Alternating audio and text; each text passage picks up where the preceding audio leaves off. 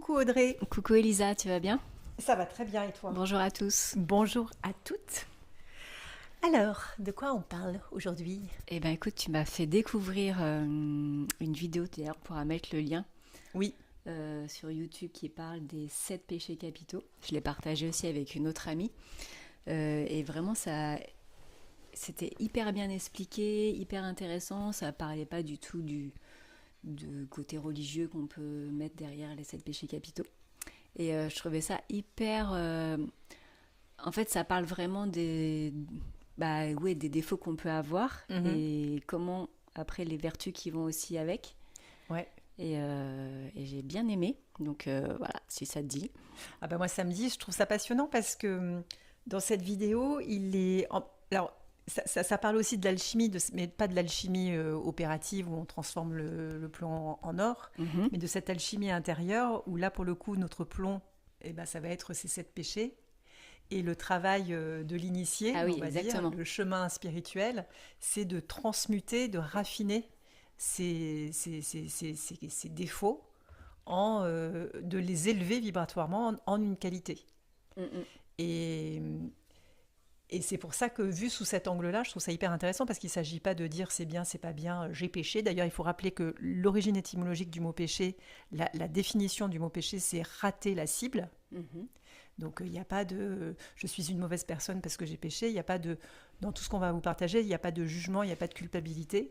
Ah oui, puis toi quand tu me dis rater la cible, ça me fait penser à échec. Et aux États-Unis, il n'y a pas d'échec. Ils n'ont pas cette culture de l'échec comme nous on peut l'avoir en France. Voilà. Voilà, c'est pas un échec, en fait, c'est une expérience, quoi. C'est une expérience, c'est une erreur de visée. Alors oui, tu as raté la cible. Donc, ok. Et bah, Mais... comme ça. Et si tu rates pas la cible, bah, tu sais pas comment faire pour redresser le truc, en fait. Exactement. Donc, c'est plutôt des choses à observer dans son comportement. Et il y a une phrase que j'aime bien dans la vidéo, c'est que c'est une pensée que vous avez invitée à votre table si souvent qu'elle a fini par s'asseoir à votre place. Ah, ça c'est très très beau, ça, on adore. J'adore cette phrase. Et quand tu parles de la pensée, c'est une pensée par exemple de gourmandise, voilà. ou c'est une mauvaise habitude, quoi. C'est ça. Ou de colère. C'est cette pensée c'est cette pensée que tu as nourrie tellement que c'est devenu justement une habitude et que ça s'est transformé en action concrète, en fait. Et ça s'est matérialisé, quoi. Et elle a pris toute la place. Oui, parce qu'en fait, ces 7 péchés capitaux, on y est tous exposés. Ah bah oui. D'une façon ou d'une autre. Personne ne peut s'en prémunir. Personne ne peut avoir l'orgueil, on va en parler tout à l'heure de l'orgueil, de croire qu'il n'est pas tombé dans un de ces 7 péchés capitaux, voire les 7 en même temps. Ah bah je pense que tu fais l'expérience des 7 obligatoirement, en fait. Ouais. Alors tu nous les listes, les 7, c'est quoi? Alors t'as donc la gourmandise, la luxure. Alors attends, gourmandise, j'ai luxure. Bon, j'ai pas l'impression trop, mais peut-être je me trompe. Oh bah non. Ouais. Je sais pas. Moi non plus. Gourmandise, toi? Gourmandise, oui. Ouais. Mais quoi que là, depuis que je fais le carême, je fais très attention à ma gourmandise. Oh, et j'ai pas mangé de bout de chocolat depuis le début. Oh, tu m'épates. Tu m'épates. Moi, je fais pas le carême. Donc gourmandise, luxure, envie, paresse. Ouais, check. Avarice. Check, parfois. Orgueil. Check. Et c'est quoi le 7e? Envie, on a dit envie. Colère. Ah, colère, bah oui. La colère. Bah, ça aussi. Moi, pas trop. Mais. Moi, ça refoulé commence... certainement. Ouais. Moi, j'y suis passée par des bonnes. Mais ça va mieux. Et encore que des fois, je me chope en fait. Si je me mets en colère. Et je me vois que je me mets en colère, et je vois qu'en fait, c'est parce que c'est pas comme je voudrais. Et ça me fait. Ça va plutôt être par rapport à ma grande fille, où je vais me mettre en colère parce que je sais que c'est pas bien pour elle, tu vois. Enfin, je me dis que c'est pas bien pour elle. Ah oui, et ça, c'est et que du coup, elle fait pas comme il faudrait. La coach derrière, là, qui reprend le truc. Non, mais enfin, et bon, donc du coup, bah, ça m'apprend aussi de le lâcher prise et l'acceptation. On peut en parler aussi, justement, tu vois, d'une pierre deux coups. De dire que je sais pas forcément ce qui est le mieux pour elle, en fait. T'as un exemple concret? Est-ce que j'ai un exemple concret? Avec les réseaux sociaux, par exemple? Bah non, parce qu'elle n'a pas de réseaux sociaux, donc Oui, mais de quoi tu parlais? bah, justement, d'une dispute qui éclaterait où toi, tu vois très bien qu'il faudrait qu'elle agisse d'une certaine façon parce que c'est mieux pour elle, et ça te met en colère. Bah alors, sans parler de réseaux sociaux, mais oui, pour le coup, les écrans. Elle n'a Oui, pas de voilà. réseaux sociaux, mais elle va regarder des séries. Elle a un temps limité sur son téléphone. Là pendant les vacances, dès que le temps était terminé, tac, elle basculé d'une pièce à l'autre, du coup, bah, pour aller devant la télé ou prendre mon ordi pour soi-disant travailler. et, et du coup, bah, au bout d'un moment, j'ai dit, mais là, stop. Et on a fait une journée sans écran. Euh, Parce qu'en fait, ça me rendait dingue et du coup, ça me mettait en colère de la voir passer son temps sur les écrans. Et alors, cette colère, ouais, parce que tu sais que c'est pas bon pour elle, Ouais. et il y a quoi? Il y a de la frustration derrière, il y a de l'impuissance, il y a... Est-ce que c'était une colère? Parce que tu sais, on dit souvent, il y a la sainte colère, Oui. la colère du Christ, quand il est, quand il chasse les marchands du temple, par exemple, là, il y a Mm. vraiment de la colère. Mm. Et je trouve que c'est pas évident de faire la nuance entre cette colère-là et une colère plus, euh, qui est plus de la rage, de la frustration, de l'impuissance. Euh, Tout à fait. Bon, peut-être que là, c'est plutôt ça. Parce qu'après, je me vois maintenant, tu vois, je me vois. Et du coup, je lui ai dit, mais je me mets pas en colère contre toi. Je, je, je- je t'explique que ça me fait mal, en fait, de voir que tu restes comme ça devant les écrans. Et il Alors, y a je de la sais. tristesse aussi, en fait, derrière. Oui, peut-être aussi, il y a aussi de la tristesse. Et c'est peut-être ça la différence entre la rage impuissante et la colère sainte. Je crois que derrière la colère christique, il y a beaucoup de tristesse. Ah oui, mais ouais. À voir justement l'humain tomber dans ses péchés de quel qu'il soit, hein. Là, je parle pas du tout de ta fille, mais Oui, bah là, on pourrait dire de la paresse, en fait, quelque exactement. part. Et en même temps, à côté de ça, elle a bossé à côté grave. Oui, oui, non, alors vraiment, ta fille, c'est pas un Ouais, sujet, hein. Je ne parlerai même pas de la mienne, mais elle n'est pas du tout elle sur a le fait même tout modèle. son rapport de stage, enfin, elle a grave bossé, quoi. Hmm. Donc, Non, mais c'était plus pour parler de toi, de ta colère à toi. oui, donc ma colère à moi, bah, c'est ça. Et effectivement, tu as aussi une colère saine, comme tu dis. Et dans cette vidéo, il parle de... faut pas confondre la colère avec justement cette saine indignation Ouais, face à l'injustice. ouais, mais c'est pareil. Il y a, je trouve que c'est vraiment des Et il parle notions de épée de lumière. épées de lumière, Mm. c'est-à-dire. Et ben, faut pas confondre justement la colère, c'est le Ouais. péché de colère, avec la saine indignation face à l'injustice, qui est plutôt une épée de lumière.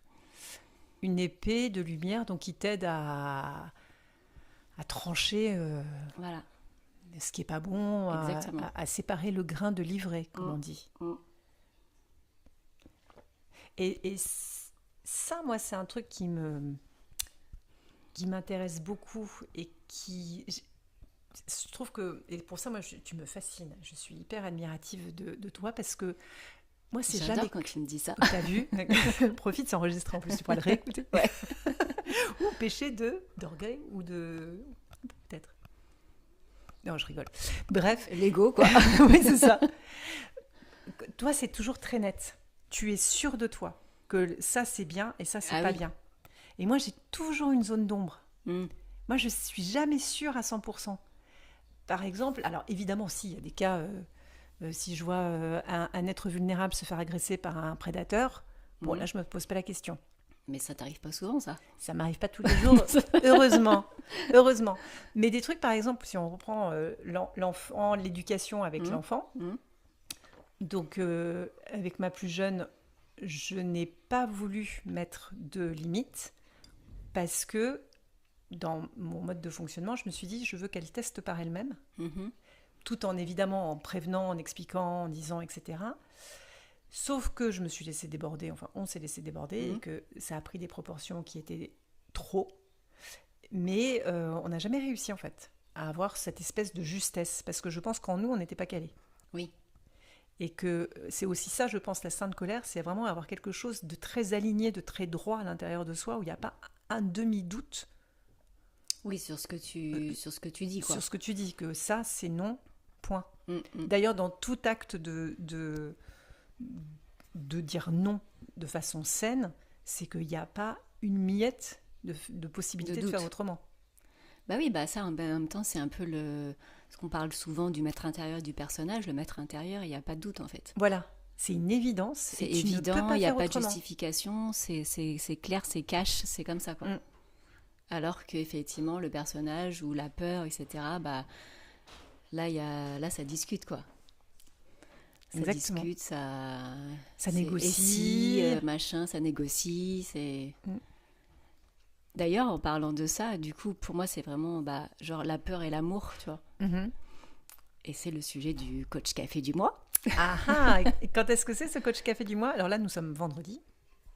Ouais, On est mais vendredi je vais 6 te donner mars. des dates c'est le 17 mars en ligne Ok, et le super. 19 mars au Saint-Germain. Très bien. Donc le sujet, c'est la peur et l'amour, comment faire des choix alignés. Et pour moi, c'est vraiment ça, c'est distinguer encore son personnage de son maître intérieur et de voir quand c'est, comme tu dis, aligné, qu'il n'y a pas de doute, que c'est clair, que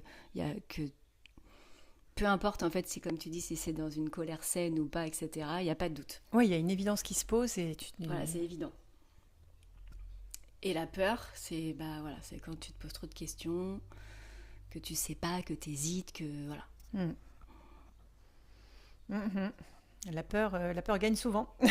Et en même temps, tu peux aussi avoir des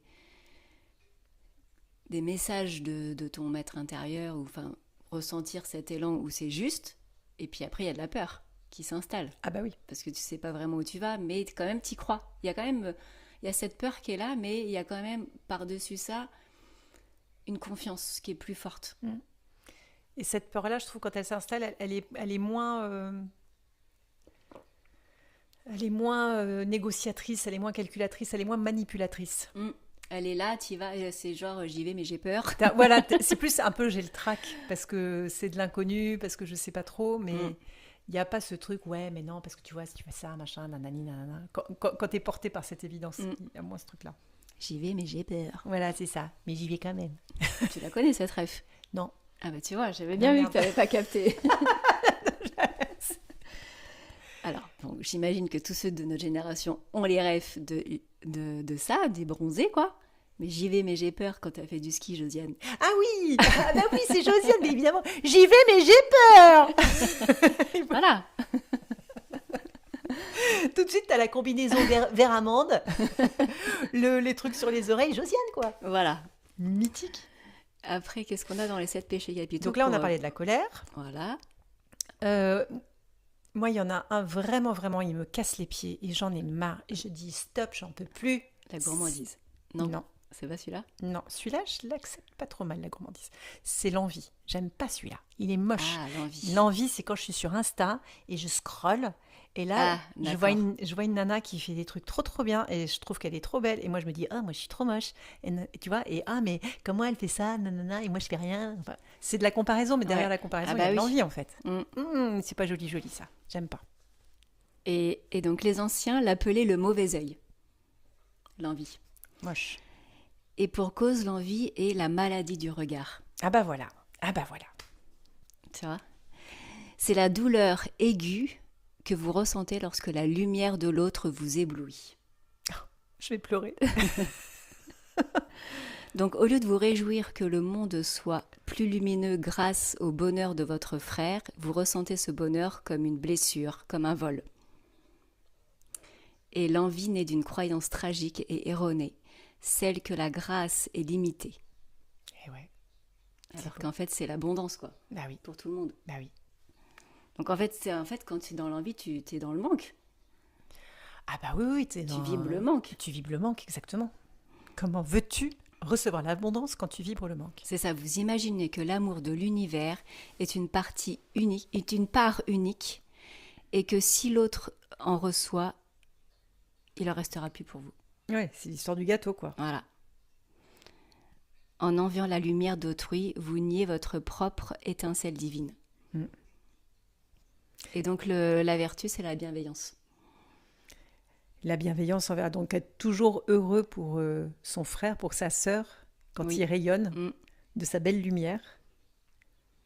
C'est ça, là où l'envie brûle les yeux, verser le baume de la charité et de la gratitude. Ah, charité et gratitude. Mm. Donc, Apprenez à bénir le bonheur d'autrui et vous verrez que la joie est contagieuse. ah bah ouais, ça c'est beau ça. Ah oui.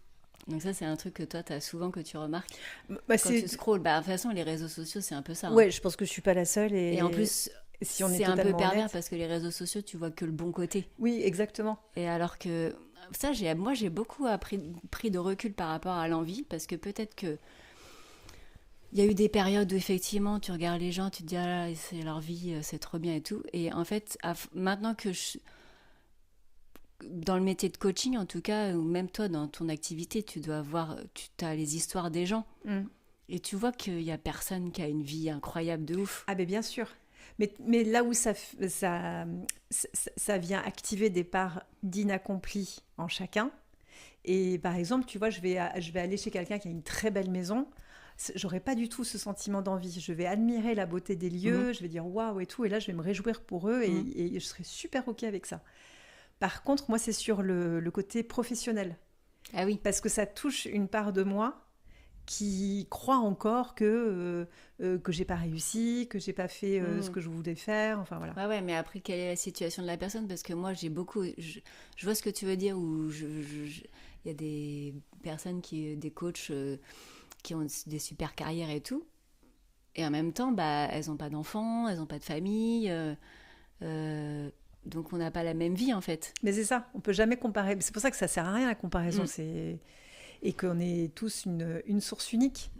Mais n'empêche, voilà, parfois ça appuie. Et déjà, je pense qu'il faut accueillir le fait que ça appuie, pas essayer de... Oui, il faut le remarquer, il faut en prendre conscience. Voilà, tiens, là j'ai les boules, ok. Et c'est pas pour ça que je suis une mauvaise personne, mais il y a une part d'inaccompli en moi qui a mal. C'est ça. Donc cette part-là, je vais la prendre par la main, je vais dire, ma petite chérie, tout va bien, je suis là. Et maintenant, on va arrêter de nous casser les bonbons. Arrêtez de me faire chier.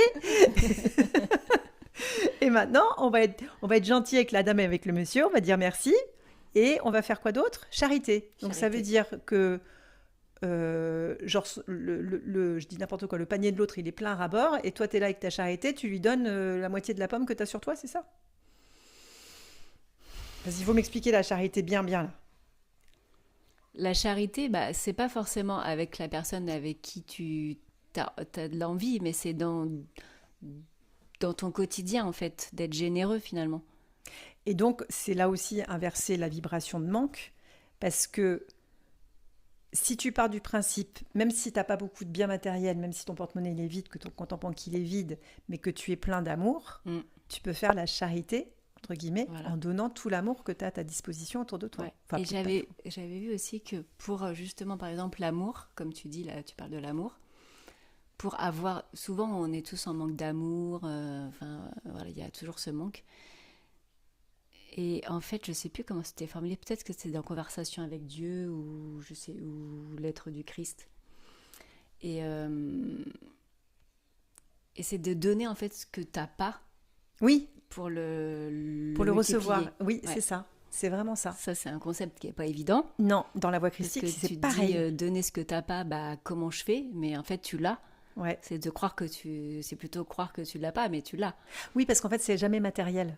C'est que des émotions et des sentiments. Parce que là, dernier cours de voie christique, on parlait de ça. Par exemple, tu demandes la grâce de faire couple. Voilà, de rencontrer pour être en couple et être heureux en couple. Bref. Et il dit, à la personne qui demande ça, qu'est-ce que toi, tu mets dans le couple? C'est quoi pour toi le couple? C'est la sécurité, c'est le partage. Et la personne a dit, c'est le partage. Et pour obtenir cette grâce, tu dois partager. Et donc, c'est comprendre, voilà, parfois, ça peut être la liberté, par exemple. Donc, comment tu donnes ta liberté? C'est ça. Peut-être que moi, avec ma fille, mon éducation, comme j'ai vraiment cette valeur de liberté très forte, pour moi, c'est important de lui donner cette liberté. Peut-être je me mets le doigt dans l'œil, mais... C'est que dans l'œil, ça va. Donc là, on a fait quoi? Là, on a fait la colère et l'envie. L'envie, après, tu as la gourmandise. La gourmandise. Et c'est marrant parce que les 7 péchés capitaux, ils sont en lien aussi avec les 7 chakras. Oui. Et je crois que la gourmandise, c'est genre le chakra racine. Ouais, le premier, c'est la gourmandise. Ouais, c'est Mm, ça. mm. Et là, on est vraiment sur la sécurité matérielle de base. Genre, mon frigo est plein. Ouais. C'est le cri du vide intérieur Ah, voilà. qui ne trouve pas de réponse. Il faut pas confondre la gourmandise avec le simple plaisir d'un fruit mûr, par exemple. Ah oui. Ou la joie d'un repas partagé. Ah oui. Voilà, c'est parce que ça, c'est vraiment célébrer les dons de la terre. Et en soi, c'est une prière. Oui.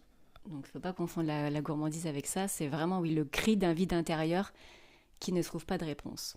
C'est le moment où l'âme, quand oubliée de se nourrir de la beauté et du silence, tente désespérément de combler son gouffre avec la matière. Mmh. Oh, c'est beau ça. Mm. Donc, quand tu as une fringale de sucre, eh ben, tu vas dehors et contemple la nature. C'est ça. Bah, je vais essayer. Regarde, Je vous dirai si c'est ça une marche. confusion tragique. Votre esprit a faim de la manne céleste, cette énergie subtile qui descend des étoiles. Mais votre corps, dans sa confusion, se met à dévorer le monde. Vous mangez, vous consommez, vous absorbez, et pourtant vous restez affamé, car on ne peut rassasier une soif d'infini avec des choses finies. Exactement. Et d'ailleurs, cette gourmandise, elle peut se manifester par des achats compulsifs. C'est pas que de la nourriture. Ah oui, bien sûr. Ouais, ça peut être. La gourmandise est le deuil de celui qui ne sait plus goûter à la présence de Dieu en lui-même. Waouh. Voilà. C'est pas ouf. Et donc, tu vois, ça, plus, moi, ce carême que je fais, sans parler de religion, mais ce défi plutôt, enfin, j'ai envie de parler de défi, de challenge, en fait, il est hyper facile. Ah oui.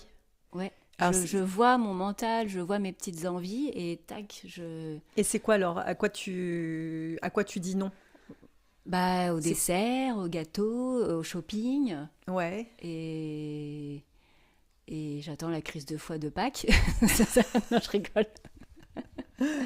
Mais en fait, et puis il y a de la fierté de réussir en fait. Ah oui, ça c'est bien. Ça c'est bien. Je crois pas qu'on en ait déjà parlé, mais c'est Franck Lobé qui parlait de ça dans un petit reel. La différence entre le besoin de reconnaissance et la fierté. Mm. Et que souvent on a tendance à attendre du regard de l'autre une validation, quelque chose qui dit bravo, ce que tu as fait c'est super. Et dit tant que tu es là-dedans, bah, t'es pas centré, quoi. Tu es projeté à l'extérieur, et tu es dans l'attente, et tu es dans la dépendance affective.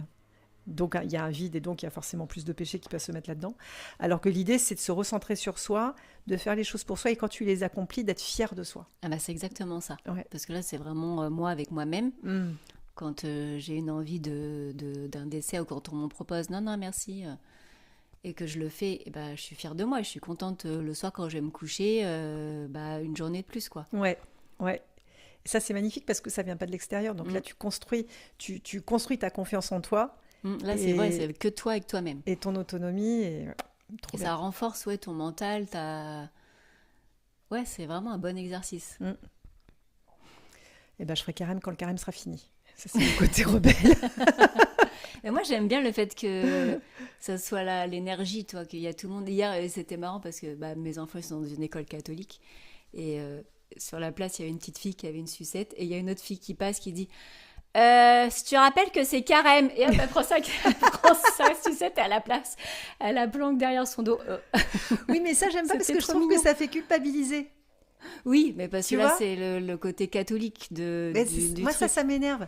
Parce que et c'est pour ça que je suis rebelle. Mais c'est pas culpabiliser. Après, c'est la manière dont tu vois les choses. La façon dont l'Église te les présente. Oui, d'accord. Mais là, c'est te rappeler que... Enfin, je trouve que d'être à plusieurs dans cette énergie, parce qu'en même temps, c'est aussi le ramadan. Il y a plein d'autres... voilà. Et en même temps, c'est aussi bientôt la fin de l'hiver, le printemps. Donc, il y a une sorte aussi de détox de ton corps. Oui. Il y a tout un tas symbolique que tu peux mettre derrière ce jeûne prolongé. Donc jeûner, ça ne veut pas dire forcément ne pas manger, mais voilà, tu choisis ce que tu as envie de diminuer ou sur lequel tu as envie de faire attention. Oui, c'est sûr. Et c'est sûr. Et du coup, il y a toute l'énergie. Mais tu vois, moi qui suis quand même très, très réfractaire à toute forme d'autorité, quelle qu'elle soit, de n'importe quelle façon dont elle se manifeste, là où je vais pouvoir rentrer dedans, c'est par rapport au côté détox du corps. Là, je trouve que ça rapproche de la terre, de la montée de sève. Enfin, il y a un truc... ok, on repart là pour le printemps et tout. Et ça, là, pour le coup... Et en même temps, de dire que c'est carême, bah, ça aide aussi pour quand on te propose quelque chose. Ah bah non, je suis désolée, c'est carême. Comme ça, on ne te pose pas de questions, en fait. Ah bon? On n'insiste pas. Ah, c'est marrant. C'est jamais... Non, mais tu vois, ça m'est arrivé, je sais plus, peut-être au boulot ou quoi, on te propose un gâteau. Ah non, je suis désolée, là, je mange pas de sucre, c'est carême. Je fais le carême. Ah, ok. Ouais, c'est vrai, c'est marrant. Il y a un respect, en fait. Donc, oui, c'est assez agréable. C'est pratique. Plutôt que de dire je m'harmonise avec le cycle naturel de la Terre, où là c'est un petit peu plus laborieux, effectivement. Oui, je fais un régime, ou je fais une détox, bon d'accord, ouais. C'est marrant d'ailleurs ça, comme quoi l'inconscient collectif. Bah, y a un respect quelque part sur les croyances en fait, c'est positif, je trouve. Bah oui. Je pense à des amis aussi, pareil, qui mangent pas de porc ou pas de trucs pour des raisons plutôt religieuses. Et effectivement, tu vas pas essayer de les convaincre. Tu pas une seconde, non, c'est ton truc, il y a aucun souci, quoi. Alors que si tu lui dis, bah oui, si on te dit, bah là, je mange pas ça parce que, ah bon, bah t'es sûr, bah j'ai entendu que moi, il y en a une qui disait qu'il fallait pas faire ça, nanana. Exactement. Tu vois, on va discuter, quoi. Ouais. Et là, ça n'ouvre pas la discussion. Ouais. C'est pas mal. Tu vas finir par me faire changer un peu mon point de vue. Je peux être un peu rigide sur certains trucs. C'est le dogme anti-dogme, tu sais. C'est vraiment, je m'enferme toute seule dans mon truc, j'en suis bien consciente. Et après, tu as la luxure. Ça va aller côté timing ? Ouais. Ok. Luxure, donc faut pas confondre avec l'élan sacré qui pousse deux êtres à ne faire qu'un. J'adore cette phrase. La sexualité est un temple. La luxure est le marché qui s'installe sur son parvis. Et ben voilà. Ça me fait trop penser dans The Chosen, où les marchands qui se mettent sur le parvis du temple. Mais c'est ça la ref. C'est ça. Bah oui, évidemment. Donc voilà, la luxure naît lorsque vous oubliez que l'autre est une cathédrale vivante. Ça, j'adore. Pour ne voir qu'en lui qu'un objet de consommation. Bah voilà, tout est dit. Juste pour ton propre plaisir. Et on en a parlé avant de commencer ce podcast aujourd'hui, mais le thème de la sexualité, du couple, vu sous un angle spirituel et sacré, c'est tout un truc. On a des siècles et des siècles et des siècles de vision de ça complètement tordu à redresser. Tout à fait. Donc la luxure... Et après, parce que côté timing, il faut que j'y aille aussi. Ah oui. Après, il y a l'envie. Et puis on pourra les reprendre un peu plus... On fait en deux parties. Oui, on peut le faire en deux parties. Okay. Comme ça, là, on a parlé de quoi, du coup ? Juste on récapitule. On a fait... gourmandise, colère, luxure. Luxure, vite fait. Et envie. Gourmandise, envie, colère. Ça, on a parlé de l'envie ? Vite fait, l'envie, non ? Ben si, on a scrollé sur Instagram. Ah oui. Je sais même plus ce qu'on a dit. Bon, alors, donc, deux parties. Deuxième partie, prochain podcast. Voilà, on reprend un peu plus la luxure et on finira avec l'orgueil, l'avarice, la paresse. Et la paresse. Voilà, c'est bon, on aura fait les 7. Okay. On a fait 3,5. Bon. Et ben, on a le thème du prochain podcast. Et ben, à la semaine prochaine alors. À la semaine prochaine. Bonne journée. Bonne journée.